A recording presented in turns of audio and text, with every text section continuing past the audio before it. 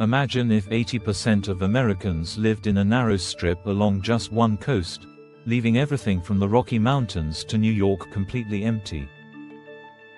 That's exactly what's happening in Australia right now. This continent has more empty space than anywhere else on Earth. We're talking about an area larger than the entire European Union where you could drive for days without seeing a single person. There are parts of the Australian interior so isolated that if you broke down, rescue teams might not find you for weeks. So what turned the heart of an entire continent into one of the planet's most forbidding dead zones? Australia's interior isn't just sparsely populated, it's almost completely empty, with population densities that make the Sahara Desert look crowded. By the end of this video, you'll understand exactly why millions of years of geological history conspired to create this continental-sized void, and how this emptiness continues to shape modern Australia. The Australian continent covers about 7.7 million square kilometers, but the habitable zone, that coastal fringe where most people live, represents less than 10% of the total land area. The remaining 90% supports fewer people per square kilometer than Antarctica. Consider this: Australia's interior region, roughly 5.5 million square kilometers, has a population density of about 0.03 people per square kilometer. That's not a typo, 0.03 of a person per square kilometer. For comparison, even Mongolia, one of the world's least densely populated countries, has nearly 7 times more people per square kilometer. The town of Kuba Pd, famous for its underground homes, has about 1,700 residents spread across an area larger than some European countries. Alice Springs, one of the largest settlements in the interior, sits in the dead center of the continent with just 25,000 people, and it's considered a major population center. This isn't just about modern settlement patterns.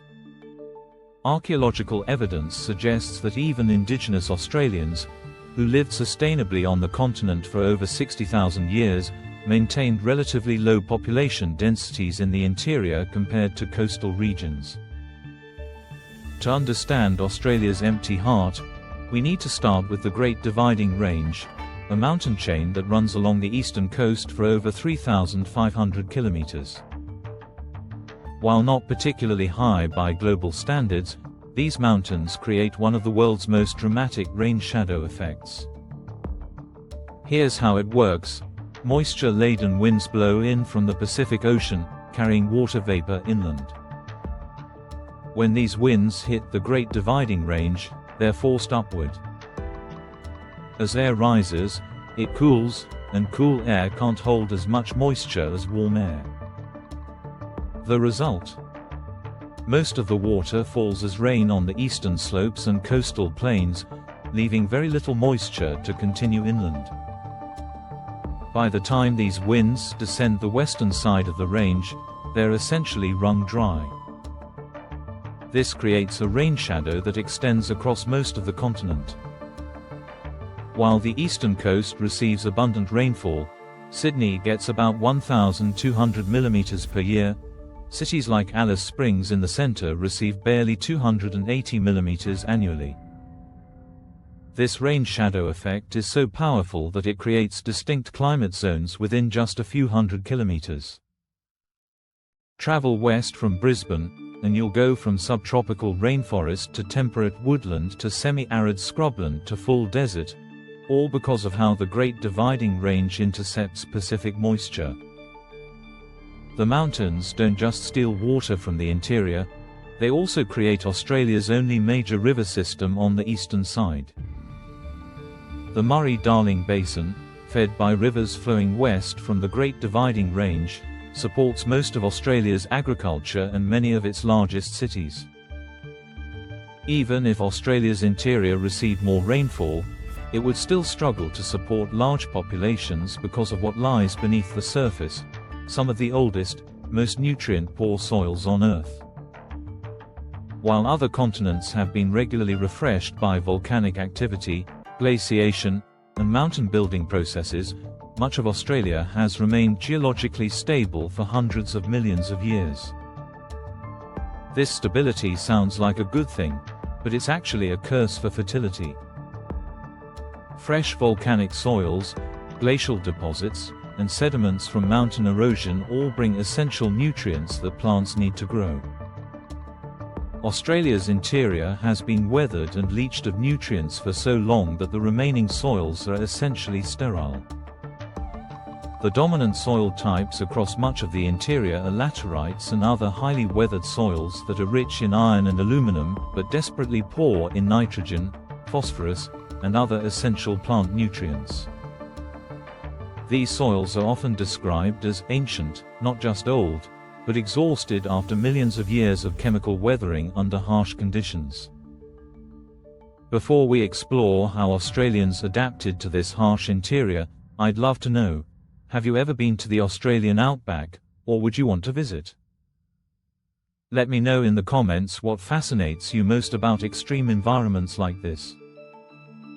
And if you're enjoying this geographic deep dive, hit that subscribe button for more content about how landscape shapes civilization. Unlike every other major continent, Australia lacks significant river systems flowing through its interior. There's no Australian equivalent of the Amazon, Mississippi, Nile, or Yangtze, no great rivers carrying water and nutrients across the landmass to support civilization. The few rivers that do exist in the interior are ephemeral. They flow only occasionally after rare heavy rains, then disappear for months or years at a time. The famous Cooper Creek, which flows through some of Australia's most remote territory, might flow strongly for a few weeks after exceptional rains, then remain completely dry for the next several years. This absence of permanent rivers creates a cascade of problems. Without rivers, there's no reliable water source for human settlement. Without flowing water, there's no transport of fertile sediments to refresh the ancient soils. Without river valleys to concentrate resources and create microclimates, there are no natural focal points for development.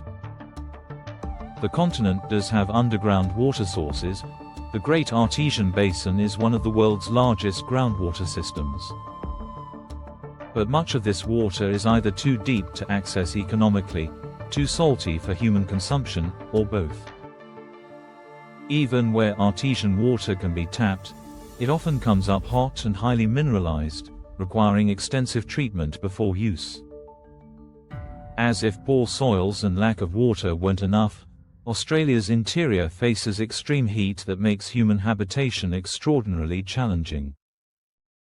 Much of the outback experiences summer temperatures regularly exceeding 45 degrees Celsius, 113 degrees Fahrenheit, with ground temperatures that can reach 70 degrees Celsius, 158 degrees Fahrenheit. This isn't just uncomfortable, it's genuinely dangerous.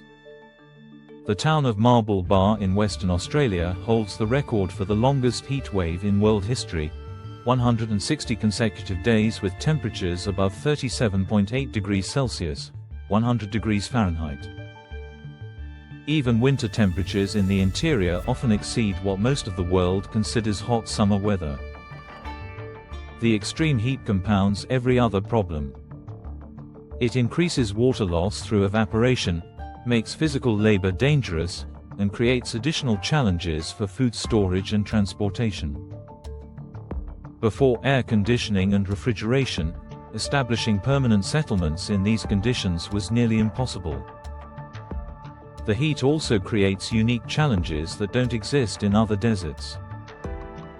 The Sahara, for example, gets very cold at night, providing relief from daytime heat.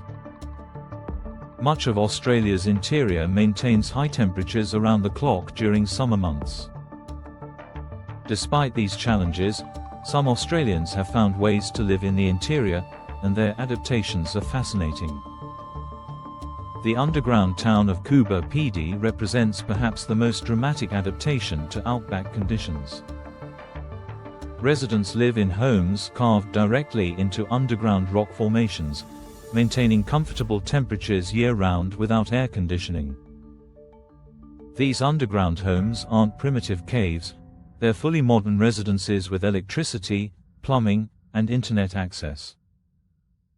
The underground environment provides natural insulation, staying around 22–24 degrees Celsius, 70–75 degrees Fahrenheit, regardless of surface conditions. Some underground homes even have swimming pools carved out of solid rock. The pastoral industry has adapted through sheer scale.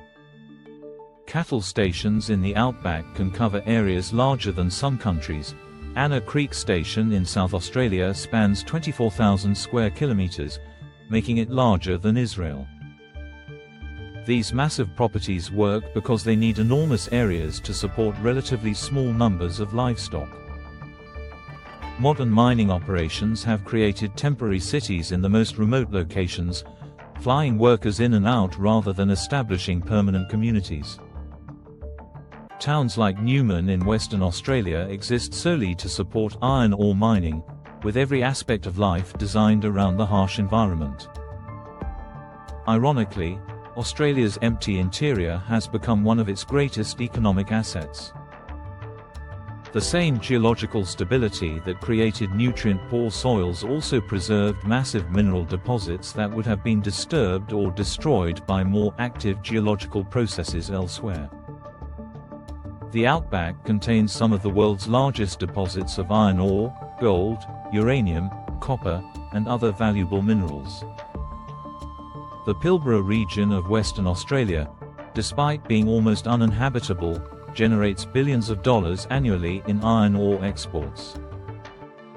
Similarly, the Olympic Dam mine in South Australia operates in extremely remote desert conditions but produces significant portions of the world's uranium and copper. This creates a uniquely Australian economic model, a highly urbanized coastal population supported by wealth extracted from an almost empty interior.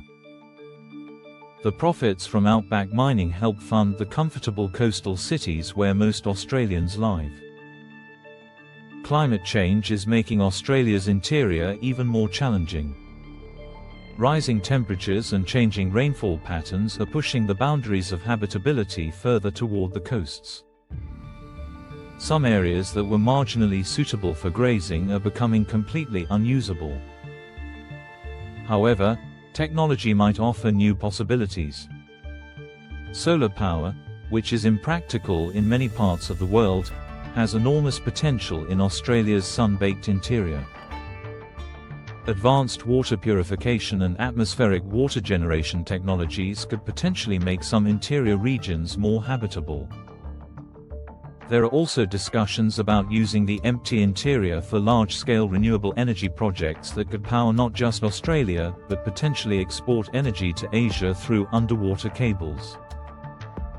Australia's empty interior is the result of a perfect storm of geographical factors: mountains that steal coastal moisture, ancient soils leached of nutrients, absent river systems, and extreme heat. These conditions created one of Earth's largest uninhabitable regions, fundamentally shaping Australian society into one of the world's most urbanized and coast-focused nations. Understanding Australia's geographical constraints helps explain everything from its immigration policies to its economic structure to its cultural identity. The outback looms large in Australian mythology precisely because it represents the vast, challenging heart of their continent, beautiful, harsh, and largely empty. What do you think about Australia's unique geographical situation? Could technology eventually make the interior more habitable, or will it always remain one of Earth's great empty spaces? Share your thoughts in the comments below, and don't forget to hit that like button if you found this exploration of continental geography fascinating. Subscribe for more deep dives into how landscape shapes human civilization, and I'll see you in the next video. Thanks for watching.